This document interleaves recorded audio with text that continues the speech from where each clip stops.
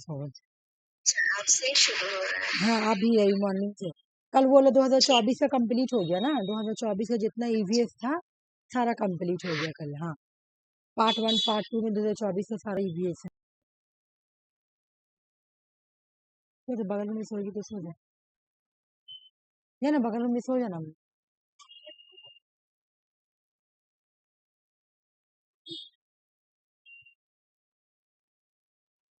Pre independent education commission in India, है ना। ये तो मैं तुम लोग को पढ़ाई हूँ, रिवीजन हो जाएगा, है ना। क्या बोल रहा कि इंडिपेंडेंस से पहले कौन कौन सा कमेटी आई थी या कौन कौन सा कमीशन आई थी एजुकेशन के लिए, है ना। तो द चार्टर एक्ट ये कब आई थी? 1813 में चार्टर एक्ट। इसके बाद मैकियावेली मिंट्स 1835 में।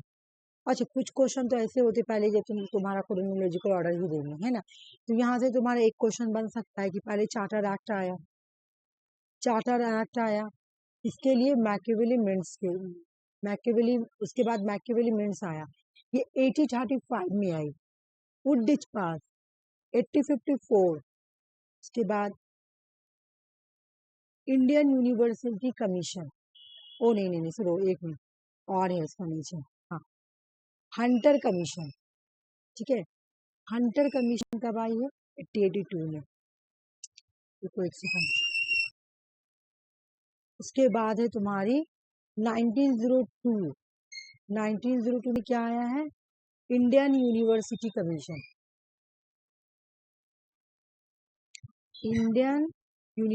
कमीशन, फिर इसी को जो इंडियन यूनिवर्सिटी कमीशन है इसी को एक्ट बना दिया गया 1904 में, 1904 में। तो जब पूछेगा इंडियन यूनिवर्सिटी एक्ट कब आया तो 1904, लेकिन इंडियन यूनिवर्सिटी कमीशन कब आया तो 1902। इसके बाद गवर्नमेंट रेजोल्यूशन एजुकेशन, गवर्नमेंट ने क्या किया एजुकेशन के ऊपर कुछ रेजोल्यूशन लाया, वो 1913 की।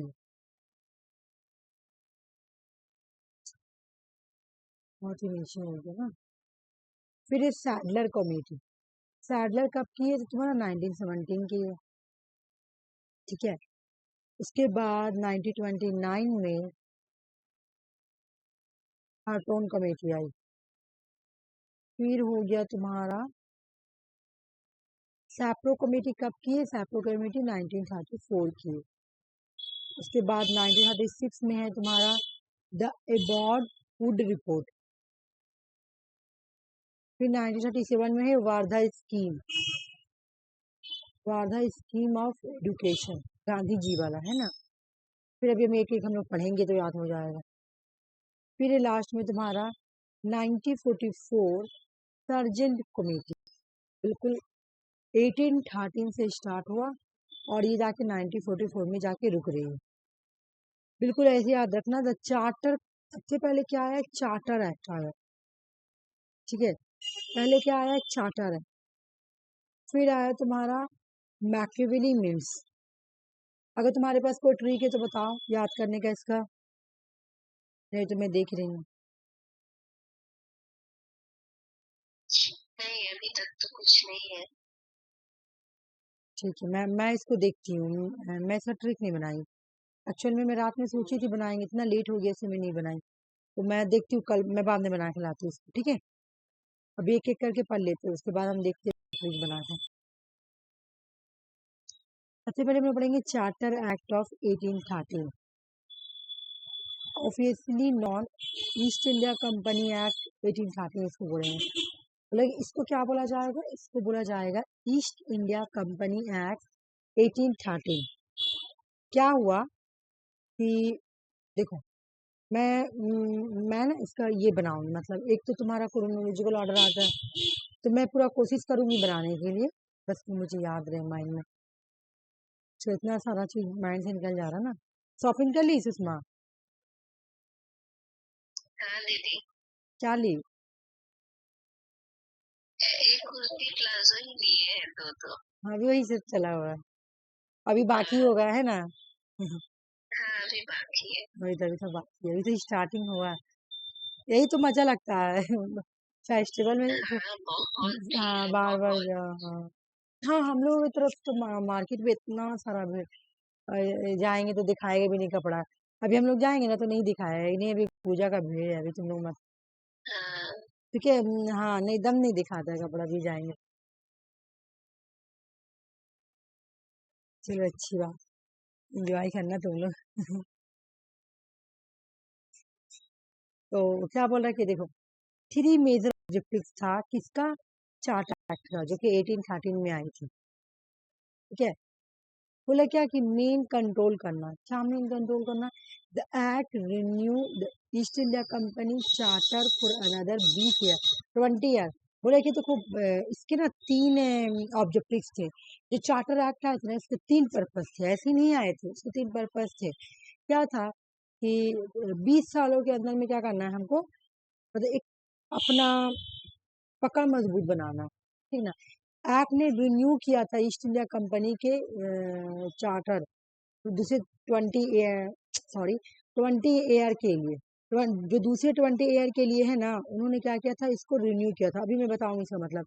इनकरेज क्रिश्चियन मिशनरी, देखो एक तो तुम्हारा था कि हम लोगों को पूरा कंट्रोल करना, कहाँ पे कंट्रोल करना है, इंडिया में कंट्रोल करना। ठीक है, तो कंट्रोल करने के लिए क्या करेगा, हमको यहाँ पे एजुकेशन सिस्टम हर जगह पे इन्वॉल्व होना है। ठीक है, तो सबसे पहले उन्होंने सोचा कि पहले मैं एजुकेशन सिस्टम में ही चेंज कर देता हूँ। एजुकेशन सिस्टम में चेंज करने से हम लोगों की जो पकड़ है ना, हम लोग की जो कंट्रोल है ना, वो पूरी हो जाएगी। ठीक है ना। तो इन्होंने क्या किया, कंट्रोल करने के लिए पहले तो 1813 में जो चार्टर आया था, उसका पर्पस था कि हमको इंडिया में अपना कंट्रोल मजबूत करना है। ठीक है, दूसरा था कि जो क्रिश्चियन मैशनरीज है ना, उनको इनकरेज करना है। क्रिश्चियन मैशनरीज क्या होता है, क्रिश्चियन वाले जो मतलब जो अंग्रेज लोग का होता है ना, जो उन लोगों का होता है, जो भी क्रिश्चियन मैशनरीज तो क्रिश्चियन का ही होता है। जैसे एक्ट अलाउ करता है कि Christian missionary to enter India and propaganda their religion, मतलब वो लोग चाहते थे कि इंडिया में एक तो मिलों का कंट्रोल रहे पूरा, ठीक है, मजबूत स्ट्रांगली, और दूसरा वो लोग चाहते थे कि अपने रिलीजन्स को इंडिया में जो है ना फैलाए, प्रोपेगेट करे, स्प्रेड करे। ठीक है, इससे क्या होगी, एक मतलब हम ही लोग, मतलब ये देखो, मान लो कि कोई इंसान आके यहाँ पे कंट्रोल कर लेता है, तो वो कंट्रोल कब मजबूत होगा, जब वो अपना चीज सब धीरे धीरे ला के वहां पे एस्टाब्लिश कर दे। तो अंग्रेजों को भी यही सोचता कि क्यों ना हम यहाँ पे एक्ट अलाउ कर दे, क्यों ना हम यहाँ पे क्रिश्चियन मैशनरीज ला दें। ठीक है ना, मतलब जो भी लोग अगर पढ़ेंगे, जैसे क्रिश्चियन मैशनरी रहेगा, तो जो भी लोग स्कूल में जाएंगे तो हम लोगों का ही पढ़ाया जाएगा, हम लोग का ही रिलीजियस से रिलेटिव बताया जाएगा, है ना। तो जितने यूथ होंगे, जितने बच्चे होंगे, वो हम लोग की तरफ भी आएंगे। दूसरा था कि टेरिटोरियल एक्सपेंशन, देखो सब जगह इनका अपना पर्पस है, कंट्रोल करना पूरा, क्रिश्चियन मैशनरी को प्रोपेगेट करना, और दूसरा कि अपना जो टेरिटोरियल एक्सपेंशन है उसको बढ़ाना, कि ऐसे क्या होगा कि यहाँ तक हम लोगों का कंट्रोल है, कंट्रोल बढ़कर और बड़ा हो जाएगा।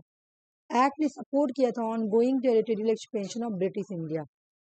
ब्रिटिश इस एक्ट ने ब्रिटिश इंडिया के एक्सपेंशन को क्या किया था, और बढ़ाया था, यहाँ बढ़े। इस एक्ट में क्या किया गया था, एबलिश ईस्ट इंडिया कंपनी का जो मोनोपोली था ना कॉमर्स के ऊपर। अच्छा, ये जो 1813 चार्टर एक्ट है ना, ये पेपर 2 में भी आता है।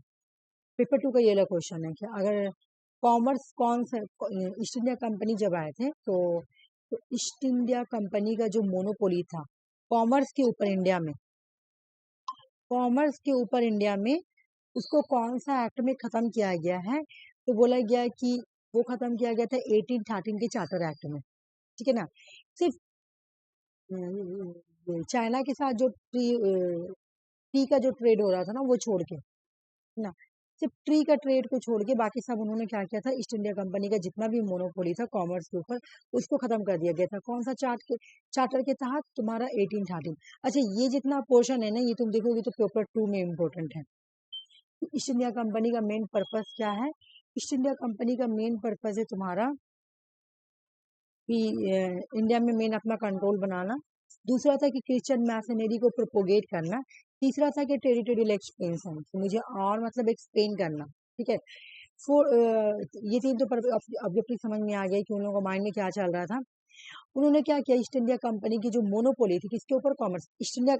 इंडिया में अंग्रेज कैसे आए थे, ईस्ट इंडिया कंपनी, है ना। 1600 में तुम्हारा सूरत में उन्होंने क्या किया था, ईस्ट इंडिया कंपनी को स्टैब्लिश किया था। उसी के थ्रू इंडिया में जो है ईस्ट इंडिया आती है। तो उन्होंने जब अपना कंट्रोल जब मजबूत बनाने लगा इंडिया में, मतलब वो एक स्ट्रॉन्ग कंट्रोल हो गया, तो वो बोला अभी ईस्ट इंडिया कंपनी का क्या जरूरत, ये ऐसे भी इतना अच्छा काम करने दी, इसका जो मोनोपोली है ना कॉमर्स के ऊपर, इसको खत्म कर दो। ठीक है, सिर्फ फ्री का ट्रेड रहेगा, कुछ नहीं। ये तो कि तुम्हारा पॉलिटिकल साइंस से रिलेटेड क्वेश्चन आएंगे तो आएंगे, ठीक है ना। अब जो पढ़ेंगे वो पेपर 1 का रिलेटेड, हम सोचे थे 2025 का क्वेश्चन लेकर आए वही करने के लिए, ठीक है। लेकिन मैं बोली कि तुम लोग माइंड इधर उधर हो जाएगा, अभी पेपर 1 चल रहा, फिर पेपर 2 चलेगा, इस तरह से माइंड हौच पौच हो जाएगा। इसलिए मैं बोली कि पेपर 2 ही करा देती, पेपर 1 ही करा देती हूँ। पेपर 1 जैसे ही कंप्लीट होगा मैं पेपर 2 स्टार्ट कर दूंगी, खाली पेपर 1 का फिर एमसीक्यू चलेगा। एमसीक्यू करना बहुत जरूरी है, बहुत।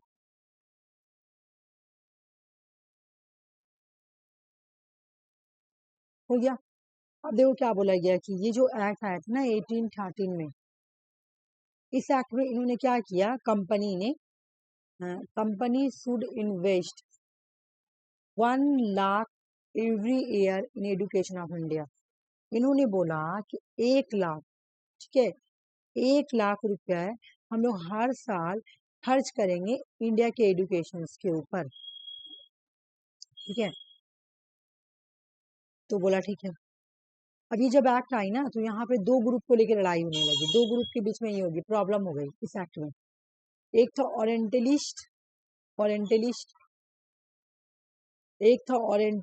एक था एंगलिस्टिक्स।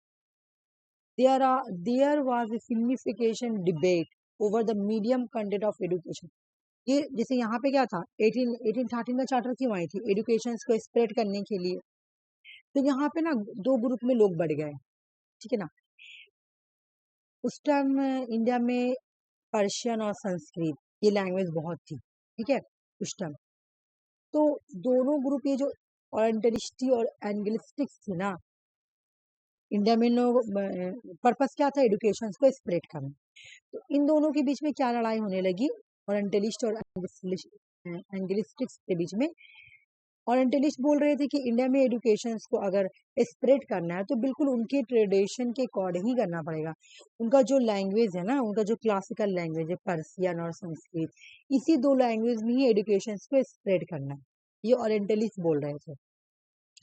जबकि एंगलिस्टिक्स क्या बोल रहे थे, कि बोल रहे थे कि नहीं, बिल्कुल भी नहीं। ये बोल रहे थे कि नहीं, हम लोग को वेस्टर्न एजुकेशन, इंग्लिश एजुकेशन को इंट्रोड्यूस करना चाहिए, है ना। एंगलिस्टिक्स में जो थे उनका नाम था थॉमस, ये मैकियावेली जो पढ़े थे ना, टीबी मैकियावेली थे, ऐसे मैकियावेली भी कर लो, याद हो जाएगा। जो मैकियावेली थे वो बोल रहे थे कि नहीं, इंडिया में जो एजुकेशन सिस्टम होगी ना, वो बिल्कुल ही वेस्टर्न एजुकेशन सिस्टम को इंट्रोड्यूस किया जाए, इंग्लिश वाला, पर्शियन और संस्कृत नहीं चलनी चाहिए, ठीक है। तो यहाँ पे हमने क्या बोला कि यहाँ पे हम लोग पढ़े 18 चार्टर एक्ट में कि एक तो तुम्हारा 1 लाख रुपए बोला गया कि एजुकेशन सिस्टम में खत्म किया जाएगा। दूसरा इन्होंने बोला कि एजुकेशन को स्प्रेड करना है तो क्रिश्चियन मैसनरी में ही करेंगे, ठीक है। तीसरा यहाँ पे 2 ग्रुप में लड़ाई होने लगी, ओरिएंटलिस्ट और एंगलिस्टिक्स में। तो एंगलिस्टिक्स में थे मैकियावेली, वो क्या बोल रहे थे कि नहीं, एजुकेशन को अगर स्प्रेड करना है तो बिल्कुल ही इंग्लिश लैंग्वेज में, वेस्टर्न लैंग्वेज में ही इंट्रोड्यूस करना होगा। यहाँ पे क्या हुआ था उसके बाद कि 1817 में हिंदू कॉलेज, बहुत बार क्वेश्चन आया हुआ है, हिंदू कॉलेज को ना स्टैब्लिश किया गया 1817 में ही। Raja Ram Mohan Roy was instrumental in the establishment of the Hindu college Kolkata, जो कि आज प्रेसिडेंसी यूनिवर्सिटी के नाम से जानी जाती है। और उसके बाद ही तुम्हारा मतलब 1817 में हिंदू कॉलेज को स्टैब्लिश किया गया। कहाँ में, कोलकाता में, कलकत्ता में। कोलकाता तो अब है, पहले तो कलकत्ता था। तो राजा राम मोहन राय ने क्या किया था, स्टैब्लिश किया था हिंदू कॉलेज को कोलकाता में, जो कि अभी प्रेसिडेंटी यूनिवर्सिटी के नाम से जानी जाती है।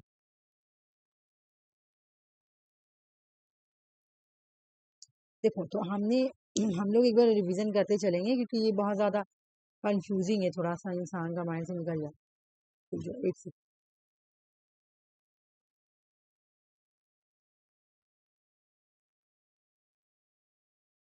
अच्छा पहले पढ़ लेते उसके बाद भी पढ़ेंगे, है ना, पहले ये भी पढ़ लेते हैं। आ जाओ।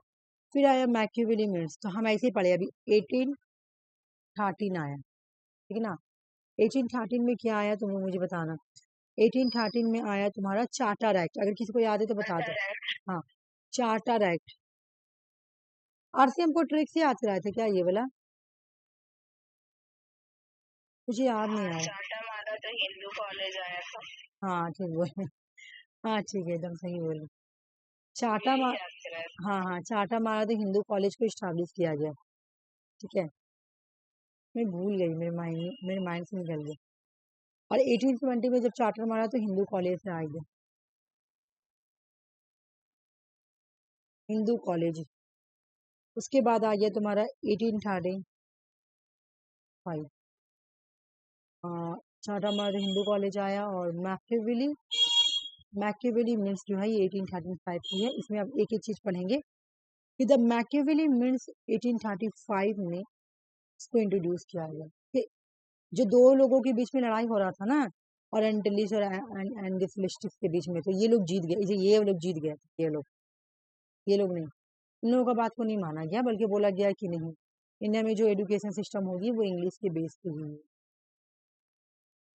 है ना। और राजा राम मोहन राय जो थे उन लोग सपोर्ट भी करते थे इस बात कि हाँ इंडिया में एजुकेशन सिस्टम इंग्लिश पे बेस होनी चाहिए। चलो आ जाओ। तो बोले क्या हुआ कि मैकियावेली तो जीत गई, तो 1835 में इंस्ट्रूमेंटलिस्ट एडवोकेट करते कि इंग्लिश मीडियम होना चाहिए इंडिया के एजुकेशन सिस्टम में।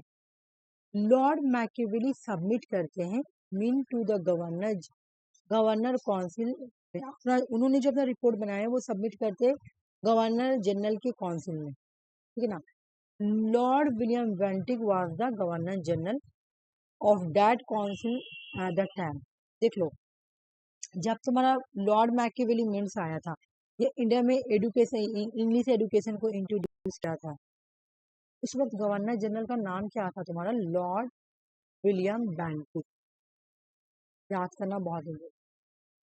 तो 1835 में लॉर्ड विलियम बेंटिक जो है वो डिसाइड करते हैं कि इंट्रोड्यूस किया जाए इंग्लिश मीडियम को इंडिया में। कौन सा इंस्ट्रक्शंस होगी एजुकेशन की, तो इंग्लिश होगी, ठीक है। तो देखो एक चीज, एक क्वेश्चन आता है कि जब लॉर्ड मैकियावेली मिन्स आया था तो कौन था गवर्नर जनरल, तो लॉर्ड विलियम बेंटिक, एक क्वेश्चन।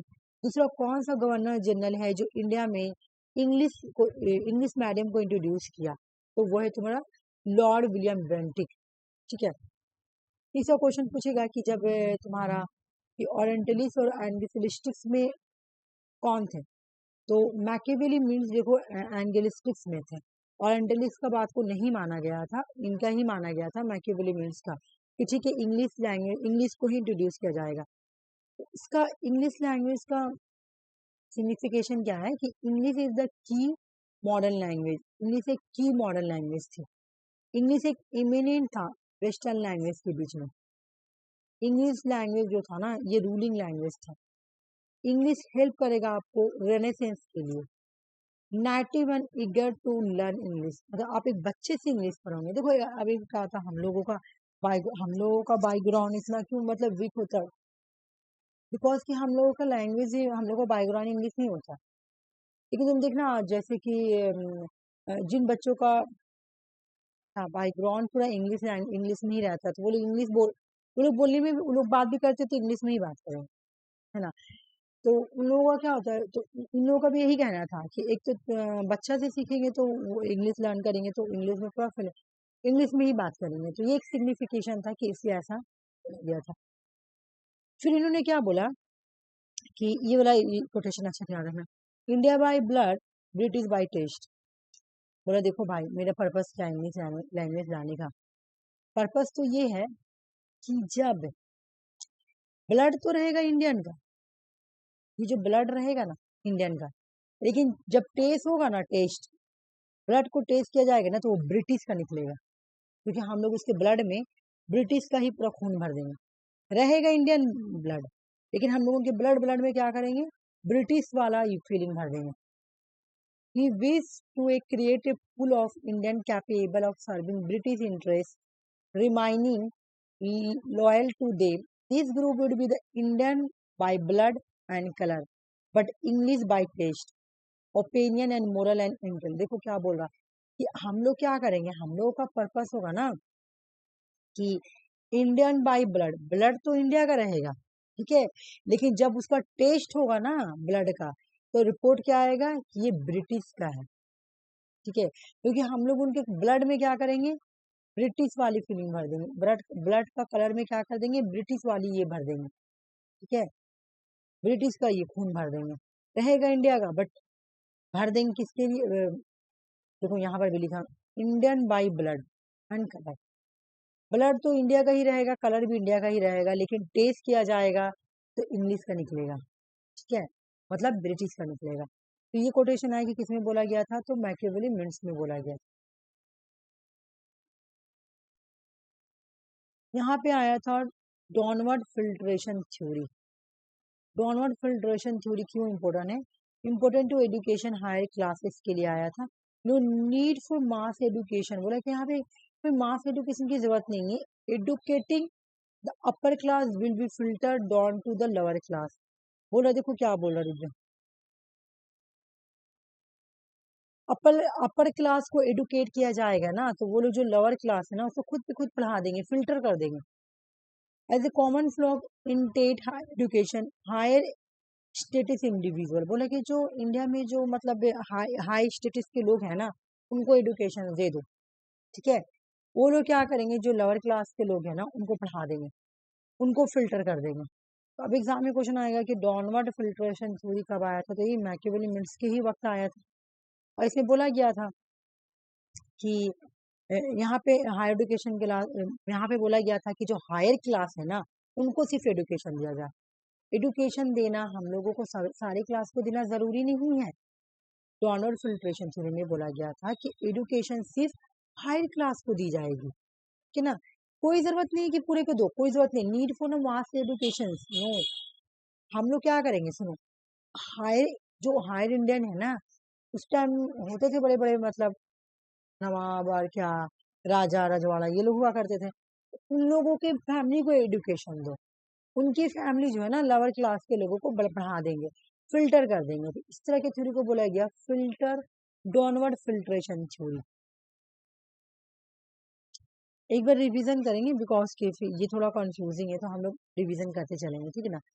द चार्टर एक्ट में अगर तुम लोग याद होगा तो बोल देना कि क्या क्या याद है। द चार्टर एक्ट में क्या बोला गया था, बोलो तो।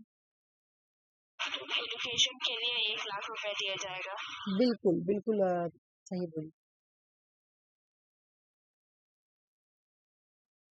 बोला गया कि इन्वेस्ट किया जाएगा 1 लाख रुपीस, इसके लिए एडुकेशन के लिए हर साल। फिर क्या बोला गया यहाँ पर,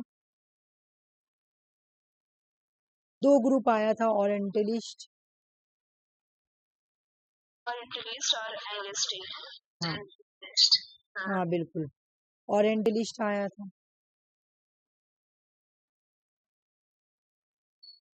और एक ग्रुप का नाम था तुम्हारा एलिस्टिक्स। एंग्लिस्ट। हाँ, सपोर्ट कर रहा था इंग्लिश एडुकेशन, इंग्लिश। ये लोग सपोर्ट कर रहे थे संस्कृत। संस्कृत हो गया या पर्शियन हो गया, है ना।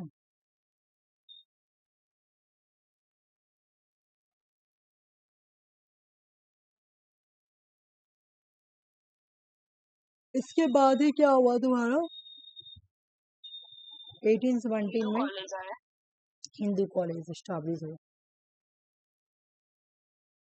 तो आज प्रेसिडेंसी हाँ, कॉलेज है। जो आज प्रेसिडेंसी कॉलेज है कोलकाता में स्टैब्लिश किया राजा राम मोहन राय ने। हाँ। और अगर बोले कि हिंदू कॉलेज में गवर्नर जनरल कौन था, तो दे देना लॉर्ड विलियम बेंटिंक, जब उस टाइम वही थे।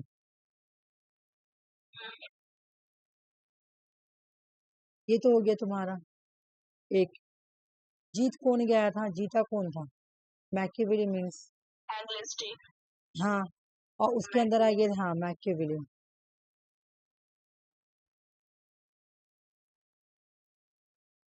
इनके बात को माना गया था, इनमें थे मैकियावेली।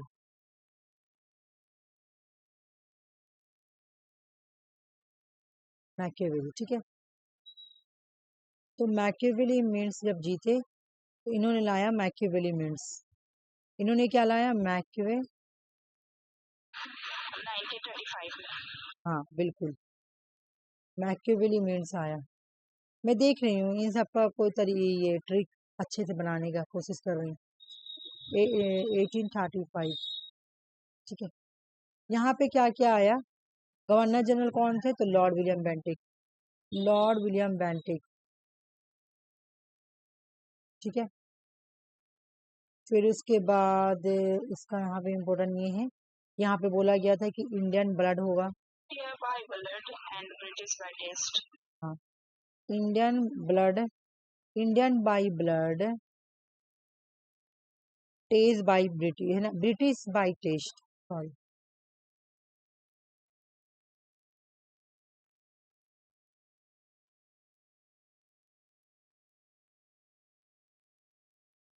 ये वाला, ठीक है। फिर इन्होंने यहाँ पे और क्या लाया था तुम्हारा? हाँ, फिल्ट्रेशन थ्योरी लाया था। Downward filtration theory,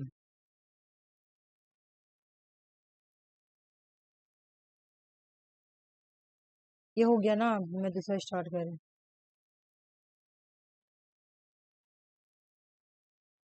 would dispatch, would dispatch जो है ये 1854 की है। इन्होंने अपना रिपोर्ट सबमिट किया था। सर 40, मतलब इन सर 40 वुड जो है ना ये रिपोर्ट सबमिट करते हैं अपना। और उस वक्त गवर्नर जनरल कौन थे? तो लॉर्ड डेल्हौजी। ये बहुत इंपॉर्टेंट है, क्वेश्चन आया हुआ एग्जाम में कि वुड डिस्पाच जब आई थी तो गवर्नर जनरल कौन है? लॉर्ड डेल्हौजी। कब आया था? तो 1854 में आया था, ठीक है। तो बोल रहे कि यहाँ पे बोला जाता Magna Carta of English education in India. Wood dispatch को बोला जाता है Magna Carta of English education in India. तो यहाँ पे तुमको दो चीजें बहुत अच्छे से पढ़ना है, तीन चीज। एक तो तुमको ये पढ़ना है कि कब आई वुड डिस्पाच, कब आई? तो 1854 में। वुड डिस्पाच रिपोर्ट किसने सबमिट किया था? तो सर 40 वुड ने। गवर्नर जनरल कौन थे? तो लॉर्ड डेल्हौजी थे। इसको क्या बोला जाता है? इसको बोला जाता है Magna Carta of English education in India. यहाँ पे बोला गया था medium of instruction vernacular language. ये याद करना, प्राइमरी जो स्कूल में पढ़ाए जाएंगे ना तो वर्नाकुलर लैंग्वेज के अच्छे, जैसे हम लोग जो अपना लैंग्वेज, अपना नेटिव लैंग्वेज को यूज करो ना, जिस लैंग्वेज में तुम बातचीत करते हो उसको बोलते हो वर्नाकुलर लैंग्वेज। बोला जब हाई स्कूल में बच्चे जाएंगे ना तो वो लोग एंग्लो वर्नाकुलर लैंग्वेज पढ़ेंगे, और जब कॉलेज लेवल में जाएंगे तो English as the medium of the instruction रहेगा। इन्होंने क्या किया? मीडिया इंस्ट्रक्शन को बांट दिया कि देखो भाई ऐसे ऐसे पढ़ा जाएगा। चलो प्राइमरी स्कूल में क्या होगा? वर्नाकुलर लैंग्वेज चलेगा। फिर हाई स्कूल में जाएंगे तो एंग्लो भी चलेगा, वर्नाकुलर भी चलेगा। लेकिन कॉलेज लेवल में कोई ये नहीं। कॉलेज में भी वही होता है, जैसे हम लोग का क्या होता है, हम लोग को देखो जी, तो हम लोग जैसे हम लोग 1 से पढ़ाई करें, 1 से लेकर 12 तक अपने लैंग्वेज में पढ़ते हैं। हम लोग का जो लैंग्वेज उर्दू है, ठीक है। उसके बाद जब हम लोग कॉलेज में इंटर करते हैं तो हम लोग को इंग्लिश में ही पढ़ना पड़ता है। हाँ, जिसम वालों के साथ भी यही हुआ होगा। और जो इंग्लिश मीडियम के स्टूडेंट तो ठीक है, लेकिन हम लोग साथ ऐसे ही होता है। तो बिल्कुल वही वाला यहाँ भी बोला जा रहा है कि पहले तो वर्नाकुलर लैंग्वेज दे दो, फिर एंग्लो एंड वर्नाकुलर लैंग्वेज रहेगा, लेकिन लास्ट में क्या होगा? तुम्हारा इंग्लिश मीडियम ही चलेगा। बोला यहाँ पे department of education well establish in each province. हर एक प्रोविंसेस में तुम्हारा एजुकेशन का डिपार्टमेंट को स्टैब्लिश किया गया था, ठीक है। हर एक डिपार्टमेंट में, सॉरी, हर एक प्रोविंसेस में एजुकेशन डिपार्टमेंट ऑफ एजुकेशन को स्टैब्लिश किया गया था। टीचर ट्रेनिंग के लिए, टीचर ट्रेनिंग के लिए स्टैब्लिश किया गया था। तो एक minute, establishment of teacher training institution to improve quality of teaching. Teaching की क्वालिटी को इम्प्रूव करने के लिए यहाँ पर टीचर ट्रेनिंग के लिए इंस्टीट्यूशन को स्टैब्लिश किया गया था। एग्जाम में क्वेश्चन आएगा कि कौन सा ये में मतलब कमीशन में टीचर ट्रेनिंग के लिए इंस्टीट्यूशन को स्टैब्लिश किया गया था ताकि टीचिंग की क्वालिटी ठीक हो, तो वो है तुम्हारा वुडिच पार्क, ठीक है। विमेन एजुकेशन सब बैथुन स्कूल को फाउंड किया गया था। बैथुन स्कूल को किसने स्टैब्लिश किया था? जेईडी बैथुन। क्यों? कि एजुकेशन, विमेन को भी एजुकेशन प्रोवाइड है, ठीक है।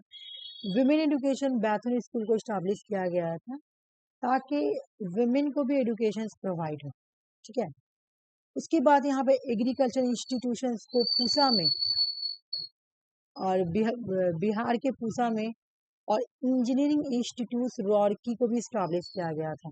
सोच लो, इंजीनियरिंग इंस्टीट्यूशन जो रुड़की है ना, रुड़की, उसको भी इसी टाइम स्टैब्लिश किया गया था।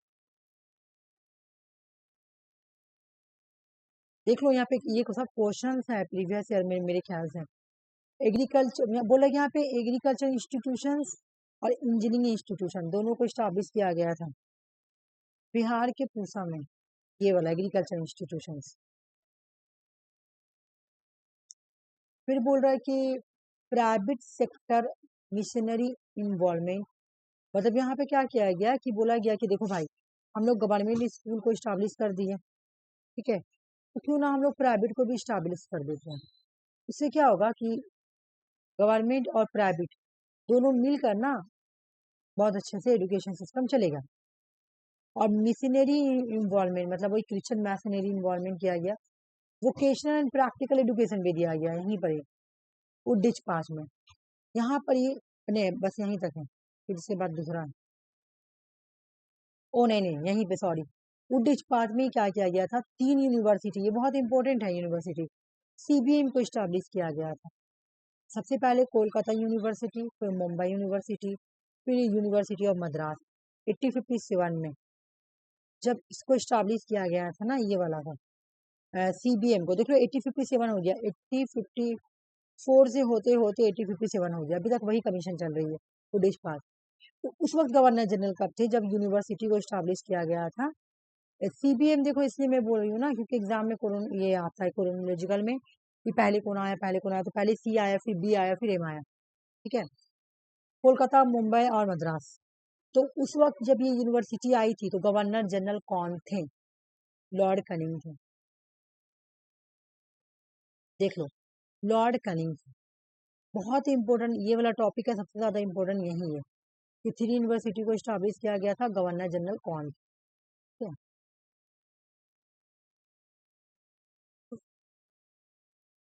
अभी हम लोग सभी बार रिवीजन कर लेंगे लास्ट में। हंटर कमीशन 1882 की है, सॉरी 1882 की है। यहाँ पे क्या बोला गया था हंटर कमीशन को? एजुकेशन कमीशन भी बोला गया था। देखो एग्जाम में क्वेश्चन आता है कि हंटर कमीशन को क्या बोला था, तो education commission. Governor general Lord Ripon थे। फीचर क्या था यहाँ पे? Local government responsibility. The commission highlight, Ripon को बहुत अच्छा बोला था, इंडिया में बहुत अच्छा गवर्नर थे ये, इंडिया के मतलब इंडियन के लिए सोच रहे थे ये, ठीक है। तो commission highlight the importance of the local government. इन्होंने बोला रिपेन ने कि लोकल गवर्नमेंट को स्टैब्लिश करना चाहिए और enhancing the availability and quality of education, responsibility of the primary education must be given to local bodies and municipal bodies. Local bodies और municipal bodies में भी एजुकेशन, प्राइमरी एजुकेशन को provide किया जाए, क्वालिटी वाला एजुकेशन दिया जाए। इन्होंने बोला कि देखो ये देखो लोकल गवर्नमेंट रिस्पॉन्सिबिलिटी, रिपेन के बारे में लोग पढ़े हैं कि इन्होंने लोकल गवर्नमेंट इंडिया में लाने के लिए सपोर्ट किया था। तो इन्होंने बोला था कि लोकल गवर्नमेंट की रिस्पॉन्सिबिलिटी होनी चाहिए। मैं एक बार बता रही हूँ यहाँ पे क्या बोल रहा हूँ। लोकल गवर्नमेंट कौन हो गया? मान लो पंचायत राज इंस्टीट्यूशन, अभी का पंचायत राज इंस्टीट्यूशन, उस टाइम लोकल गवर्नमेंट ही बुलाता था। उस टाइम लोकल बॉडीज या म्यूनिसिपल बॉडीज बुलाता था। तो उस टाइम था म्यूनिसिपल बॉडीज था और लोकल बॉडीज, पंचायत राज सिस्टम नहीं था, लोकल बॉडीज हुआ करते थे और म्यूनिसिपल बोर्ड। बोला गया कि इन लोगों को ये रिस्पॉन्सिबिलिटी दिया जाए कि ये लोगों की जिम्मेदारी है कि प्राइमरी एजुकेशन जब दें लोकल बॉडीज या म्यूनिसिपल बॉडीज में, तो बिल्कुल क्वालिटी वाला एजुकेशन दिया जाए। ये नहीं कि बस ऐसे जैसे तैसे पढ़ा दी, जैसे गांव के लेवल के बारे में बोला जा रहा है ना, नीचे के लेवल के बारे में बात बोला। तो उन्होंने बोला कि लोकल गवर्नमेंट की रिस्पॉन्सिबिलिटी होगी, ये याद करना, ब्लू हाईलाइट है तो इसका मतलब याद करना है कि लोकल गवर्नमेंट की रिस्पॉन्सिबिलिटी होगी कि वो लोकल बॉडीज और म्यूनिसिपल बॉडीज में प्राइमरी एजुकेशन देने की रिस्पॉन्सिबिलिटी होगी। अब वो जो प्राइमरी एजुकेशन दे रहे हैं वो एजुकेशन में क्वालिटी भी होनी चाहिए, ये नहीं कि बस जैसे तैसे पढ़ाया जाए, नहीं, बिल्कुल अच्छे तरीके से क्वालिटी एजुकेशन वाला पढ़ाई होना चाहिए। तो इस तरह हम देखेंगे लिपिन ने क्या किया था, लोकल गवर्नमेंट को इम्पोर्टेंस दिया था, लोकल गवर्नमेंट को इम्पोर्टेंस दिया था कि यहाँ पर भी एजुकेशन इन्हांस हो। दूसरा इन्होंने बोला कि इक्विटेबल फंडिंग फॉर कॉलेज, इन्होंने बोला कि कॉलेज हैं, जितने भी कॉलेज हैं उनको फंडिंग दिया जाए, तब तो वो आगे बढ़ेंगे। Impassive the need for equitable and advocated funding for college, बोले जो कॉलेज है ना उनको फंडिंग दिया जाए। फंडिंग देने से क्या होगा, क्योंकि फंडिंग के बेस पे तुम्हारा क्या होगा, number of staff, maintenance cost and specific. देखो आप अगर कॉलेज में फंडिंग देंगे तो कॉलेज उठाकर टीचर जो टीचर होंगे स्कूल के, जो स्कूल में जो कॉलेज में टीचर होंगे उनको जब सैलरी मिलेगी तो वो उसी उनको एक मोटिवेशन मिलेगी, तो उसी अकॉर्डिंग वो पढ़ाएंगे। अब आप उनको सैलरी नहीं दीजिएगा, पैसा ही नहीं दीजिएगा, तो वो क्या बच्चे को अच्छे से पढ़ाएंगे, उनको पढ़ाने में दिल ही नहीं लगेगा। इसीलिए इन्होंने बोला कि फंडिंग दो कॉलेज को, वो भी जितना ज़रूरत उतना इक्विटेबल फंडिंग दो, ताकि वो कॉलेज क्या है कि जो भी कोई इंफ्रास्ट्रक्चर को मेंटेन करना हो, है ना, मान लो कि कॉलेज में टेबल चेयर इसमें पैसा लगाना तो वहाँ लगाए, मेंटेनेंस अच्छे से करें। और जो तुम्हारा नंबर ऑफ स्टाफ है ना उनको मेंटेनेंस करने के लिए पैसा दे, ताकि वो लोग अच्छे से पढ़ाएं। ठीक है, जब कॉलेज को फंडिंग मिली तब तो कॉलेज टीचर को पैसा देंगे, तो वो तो मतलब इनका कहने का मतलब कि फाइनेंशियल असेसमेंट करे भाई। अब एजुकेशन से दे रहे हैं तो आपको फाइनेंशियल हेल्प भी करना पड़ेगा, ऐसे थोड़ी हो जाएगा। और फाइनेंशियल हेल्प करेंगे तो इससे इंफ्रास्ट्रक्चर इंप्रूवमेंट होगा। Secondary education must be handed over to the private institution, बोला कि प्राइवेट, जैसे प्राइवेट कॉलेज प्राइवेट कॉलेज को भी स्टैब्लिश किया गया था, प्राइवेट स्कूल भी थे, तो उनको हैंड ओवर कर दो सेकेंडरी एजुकेशन के लिए। बोला गया कि जो प्राइवेट इंटरप्राइजेस होंगे ना, प्राइवेट इंटरप्राइजेस को प्राइवेट स्कूल या कॉलेज होंगे तो उनको दे दो कि भाई आप सेकेंडरी एजुकेशन को संभालें। बाबू अरे बच्चा, फिर इन्होंने रिकमेंडेशन किया, देखो ये इन्होंने दोनों चीज की रिकमेंडेशन की है। इन्होंने प्राइमरी एजुकेशन को भी इम्पोर्टेंस दिया है और सेकेंडरी एजुकेशन को भी इम्पोर्टेंस दिया, क्योंकि इन्होंने रिकमेंडेशन किया। देखो यहाँ पे क्या बोल रहे हैं वो कि प्राइमरी एजुकेशन लोकल बॉडीज और म्यूनिसिपल बॉडीज में दिया जाए, ये लोकल गवर्नमेंट की रिस्पॉन्सिबिलिटी होगी। ठीक है, तो देखो प्राइमरी एजुकेशन को भी इम्पोर्टेंस दे रहे हैं। फिर दूसरा इन्होंने क्या बोला कि जो प्राइवेट इंटरप्राइजेस है उनके ऊपर उनको हैंड ओवर कर दो कि आप सेकेंडरी एजुकेशन को संभालें। तो देखो इन्होंने प्राइमरी को भी इम्पोर्टेंस दे रहे हैं और सेकेंडरी को भी इम्पोर्टेंस दे रहे हैं, तो इन्होंने दोनों की बात की, दोनों चीज की रिकमेंडेशन की। ठीक है, फिर आ गया तुम्हारा इंडियन यूनिवर्सिटी एक्ट, बहुत बार एग्जाम में क्वेश्चन आया 1902। इंडियन यूनिवर्सिटी कमीशन, इसको IUC बोले, कब आई है 1902 में। एक बार सारा रिवीजन करेंगे, इसके बाद और एक एक्ट है वो पढ़ के रिवीजन करेंगे। ठीक है, बोला कौन था, किसने अपॉइंट किया था, तो लॉर्ड कर्जन। चेयरमैन कौन थे, इंडियन यूनिवर्सिटी कमीशन आया तो इसको अपॉइंट किसने किया था, तो लॉर्ड कर्जन, मतलब गवर्नर जनरल लॉर्ड कर्जन थे। तो चेयरमैन कौन है, इंडियन यूनिवर्सिटी कमीशन के चेयरमैन कौन है, सर थॉमस रैलिंग। ठीक है, इन्होंने देखो क्या रिकमेंडेशन किया, देखो उस टाइम से मैं बनाती, ये नोट तो पहले किया है तो मैं हाईलाइट नहीं करती, मतलब करती थी कुछ कुछ, मतलब मेरे माइंड से निकल जाता था।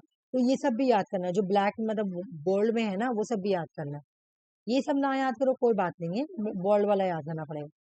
इन्होंने किस किस चीज का रिकमेंडेशन किया, इन्होंने बोला कि न्यू यूनिवर्सिटी को स्टैब्लिश किया जाए। अब एग्जाम में क्वेश्चन आएगा कि किस किस कमीशन ने पहली बार, देख रही तुम अभी न्यू यूनिवर्सिटी स्टैब्लिश करने के लिए किसने बोला गया, पहले तो हम देखें कि 3 यूनिवर्सिटी आया था उडिच पास में, ठीक है ना, लेकिन फिर न्यू यूनिवर्सिटी को स्टैब्लिश करने के लिए किसने बोला, तो वो है इंडियन यूनिवर्सिटी कमीशन। बल्कि CBM के बारे में तो मैं पढ़ चुकी कि ये आया था तुम्हारा उडिच पास के वक्त, लेकिन न्यू यूनिवर्सिटी को स्टैब्लिश करने के लिए किसने बोला, तो इंडियन यूनिवर्सिटी कमीशन ने। ठीक है, सुपरविजन टू एफिलेटेड कॉलेज, इन्होंने बोला भाई कॉलेज को एफिलेटेड कर दिया जाए। ठीक है, मतलब कहने का मतलब है जैसे कि तुम देखी होगी अभी तुम लोग अभी जैसे काजी नजर यूनिवर्सिटी है तो उसे कितने सारे कॉलेज एफिलेटेड है, तो उस टाइम इन्होंने बोला इंडियन यूनिवर्सिटी कमीशन ने कि कॉलेज को एफिलेटेड कर दे यूनिवर्सिटी से। ठीक है, यूनिवर्सिटी जो है वो सुपरवाइज करेगी कॉलेज को। प्रॉपर इक्विपमेंट ऑफ लाइब्रेरी और लाइब्रेरीज एंड लेबोरेटरीज, है ना, बोला कॉलेज में क्या करो, आपको लाइब्रेरी देना पड़ेगा प्रॉपर। अच्छा लाइब्रेरी भी हो और लैबोरेटरीज भी हो, कि लैब वाला काम जाके लैब में करे और किसी को पढ़ना है तो जाके लाइब्रेरी में पढ़े। तो ये बोला गया था इंडियन यूनिवर्सिटी कमीशन में। ये वाला पढ़ने के बाद हम लोग चार्ट बनाएंगे।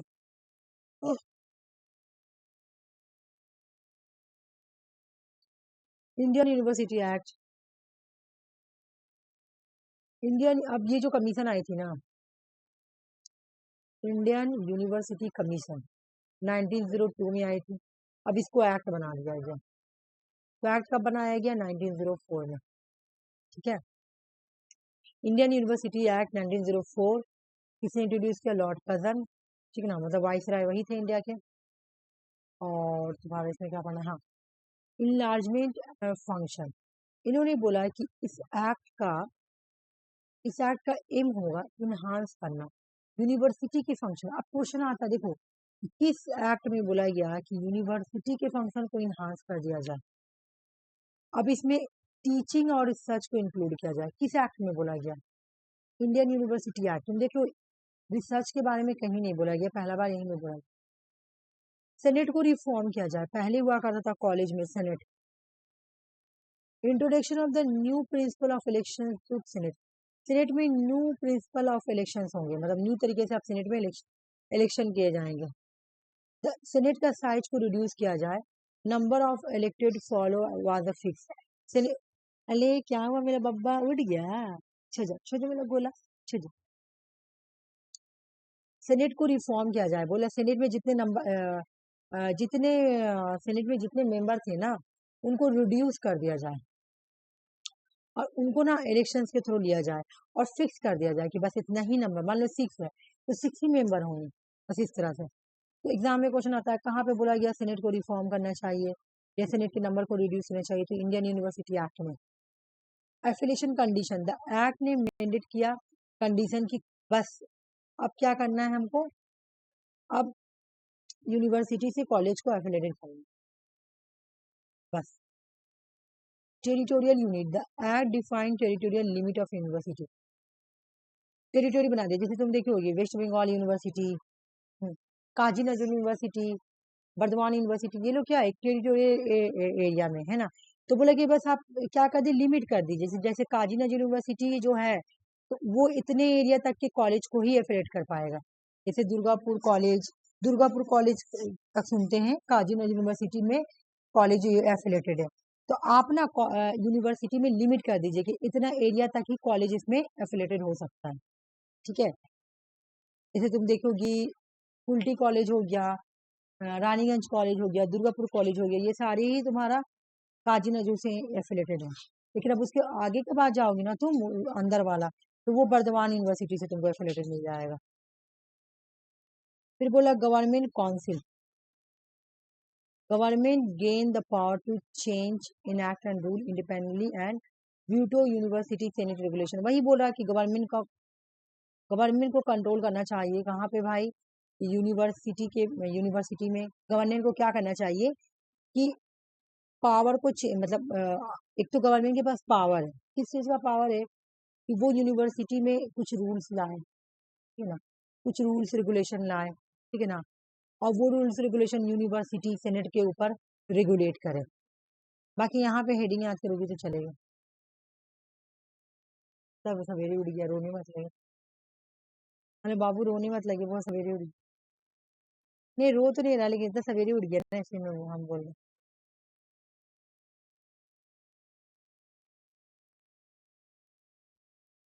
हम लोग एक बार रिवीजन करेंगे ना तो हौच पौच हो जाएगा। ठीक है,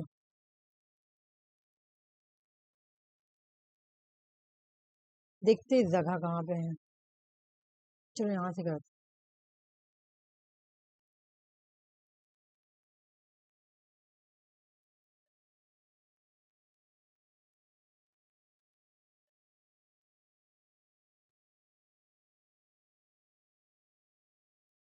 1813 बिल्कुल सही बोली। फिर बोलो। इसका बताइए फिर प्लान बनाए। नहीं इन्वेस्ट किया गया था 1 लाख रुपए। First one dash to the half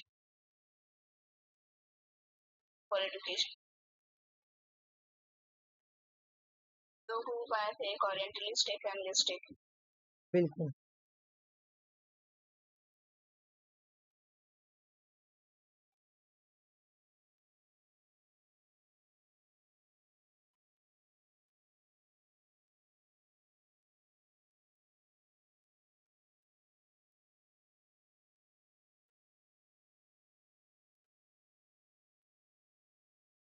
Sanskrit, Persian, English education. ठीक है। हाँ। हिंदू कॉलेज 1817। तुम लोग भी बोलो, तुम लोग को नहीं याद हुआ? राजा राम मोहन राय। ठीक है। हाँ। और प्रेसिडेंसी कॉलेज कोलकाता।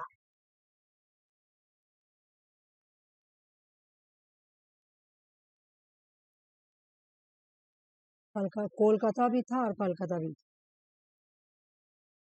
ठीक है, हो गया ये तो पहला वाला कंप्लीट हो गया। तुम लोग को इसमें से कुछ पूछना है? देख लो, ये तो आराम से याद हो गया होगा मेरे ख्याल से।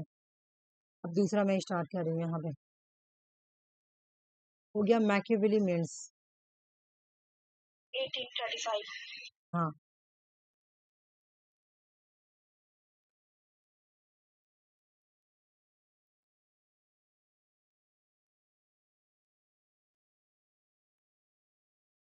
Eighteen thirty. क्या क्या आया बोलो? एक तो तुम्हारा यहाँ पे इंग्लिश लैंग्वेज को इंट्रोड्यूस किया गया था, है ना? हाँ। यहाँ पे इंग्लिश लैंग्वेज को क्या किया गया था? एडवोकेट किया गया।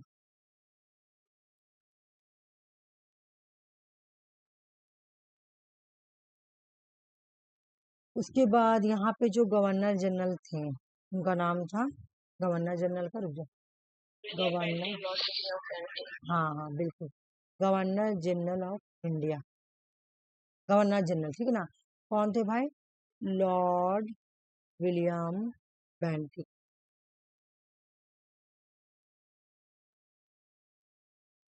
ठीक है। इसके बाद 1935 में इंट्रोड्यूस किया गया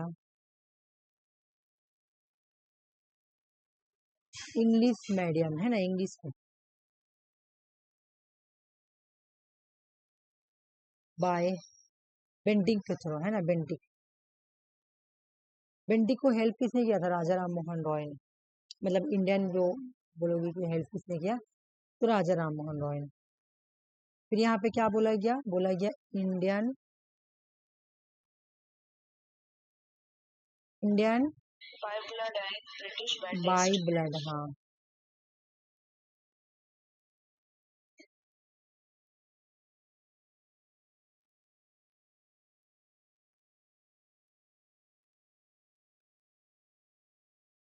लास्ट में क्या दिया गया था? Downward filtration theory. हाँ, डाउनवर्ड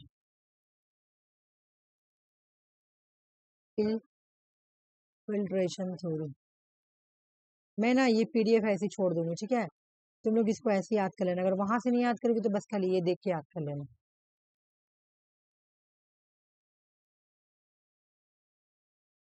नेक्स्ट मैं यहाँ बना रही हूँ। नेक्स्ट का नाम क्या है बता दो? Dispatch dispatch. 1854। हाँ, ऊटे dispatch.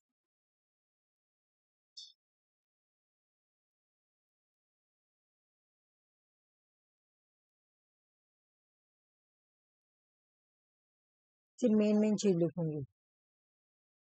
Lord Dalhousie governor general. बिल्कुल। गवर्नर जनरल कौन थे? गवर्नर जनरल जो थे, लॉर्ड डलहौजी।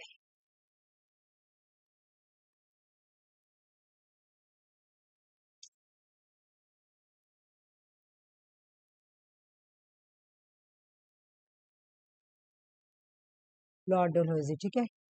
इसको क्या बोला जाता है? Magna Carta of education, Indian education. हाँ, माग्ना और कार्टा ऑफ इंडियन एजुकेशन। हाँ, ऑल्सो नॉन एज,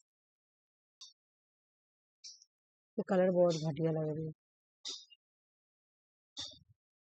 हाँ, Magna Magna Carta of English education.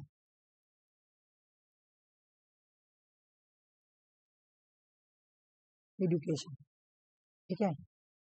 उसके बाद हाँ वो बड़ा बड़ा है तो वो तुम लोग देख लेना, ठीक है ना। वो 3 है, वर्नाकुलर, एंग्लो वर्नार, इंग्लिश, है ना। फिर यहाँ पे टीचर ट्रेनिंग के लिए यहाँ पे क्या किया गया, टीचर ट्रेनिंग के लिए इंस्टीट्यूशंस को स्टैब्लिश किया गया, टीचर ट्रेनिंग पे फोकस किया गया, क्वालिटी एडुकेशन के लिए। फिर यहाँ पे क्या किया गया, विमेन के लिए एडुकेशन स्टैब्लिश किया गया।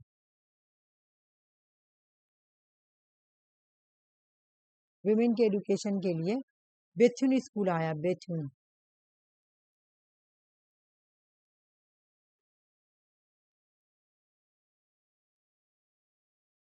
बेथुन ने स्टैब्लिश किया था, पता ही है। फिर यहाँ पे एग्रीकल्चर इंस्टीट्यूशंस बिहार के पूसा में, और इंजीनियरिंग रुड़की में, और हाँ यहाँ मेन चीज जो है, जो मेन चीज पढ़ना है, हाँ यहाँ पे जो बहुत इम्पोर्टेंट आया, CBM, यानी कोलकाता यूनिवर्सिटी, मुंबई यूनिवर्सिटी और तुम्हारा मद्रास यूनिवर्सिटी। एक चीज और, जब CBM आया, इसका डेट है 1857, ठीक है। जब CBM आया तो गवर्नर जनरल को लॉर्ड कनिंग थे।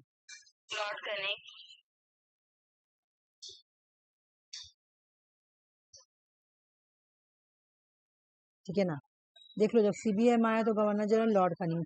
CBM का डेट 1857 और लॉर्ड कनिंग उस टाइम के गवर्नर जनरल।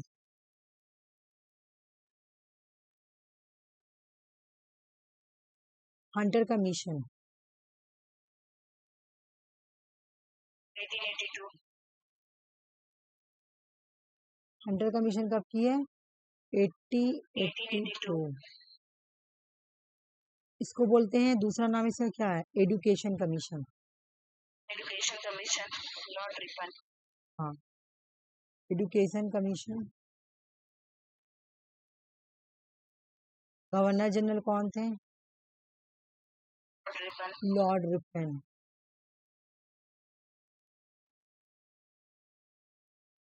उसके बाद यहाँ पे क्या बोला गया, फीचर्स क्या है, यहाँ पे बोला गया कुछ बात बोला गया। 1 नंबर में बोला गया कि भाई लोकल गवर्नमेंट को रिस्पॉन्सिबिलिटी दिया जाए प्राइमरी क्वालिटी एजुकेशन देने के लिए, है ना।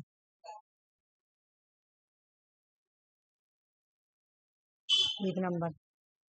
2 नंबर बोला गया कि इक्विटेबल फंडिंग दे भाई, इक्विटेबल फंडिंग दे, इसके लिए, कॉलेज के लिए, फाइनेंशियल असिस्टेंट ऐसे हेल्प करे, है ना। इंफ्रास्ट्रक्चर को यहाँ पे लिखेगा, इंफ्रास्ट्रक्चर को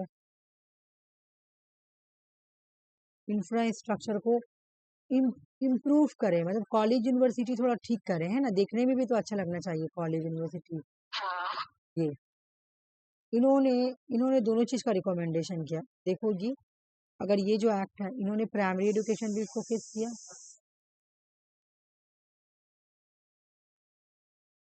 और इन्होंने सेकेंडरी एजुकेशन भी focus किया।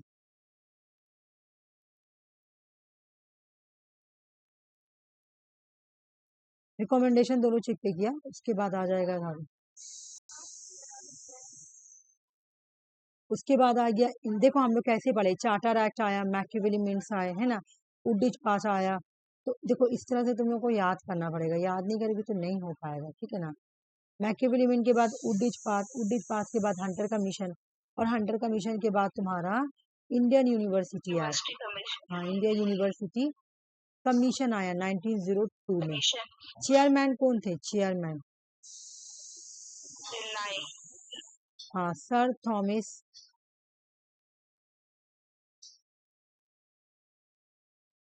रेलाइव। गवर्नर जनरल कौन थे? Lord Curzon.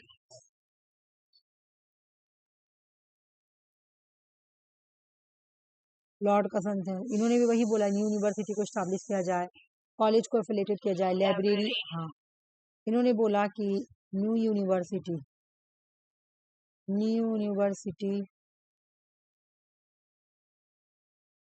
न्यू यूनिवर्सिटी को स्टैब्लिश किया जाए, है ना।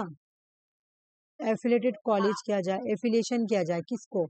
एफिलेशन किया जाए कॉलेज को। College को.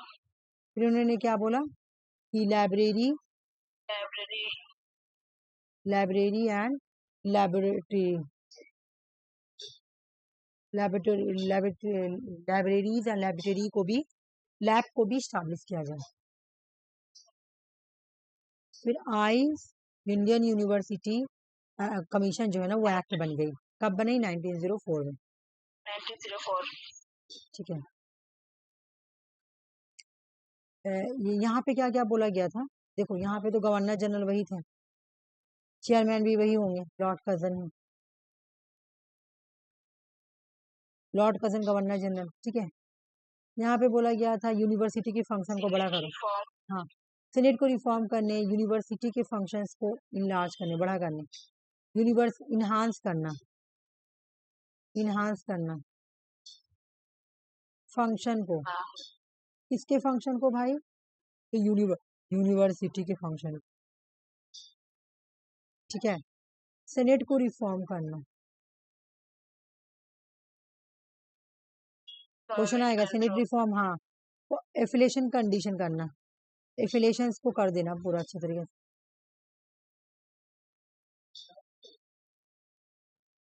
यहाँ बोला कर दो, मतलब कॉलेज को यूनिवर्सिटी के साथ एफिलेटेड कर दो। और टेरिटोरियल यूनिट्स में बांट दो।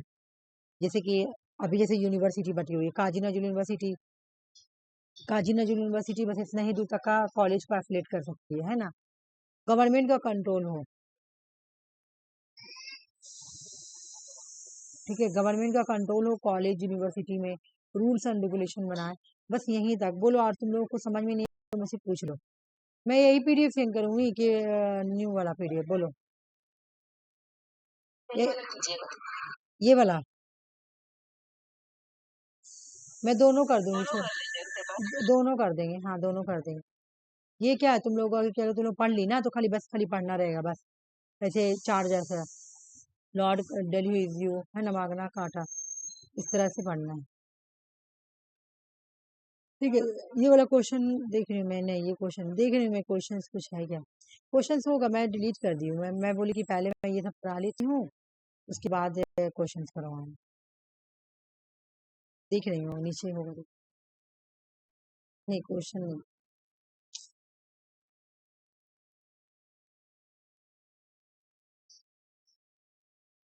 कॉलेज ही तो बहुत सारा आएगा पढ़ने के लिए, एक एक कॉलेज आएगा पढ़ने।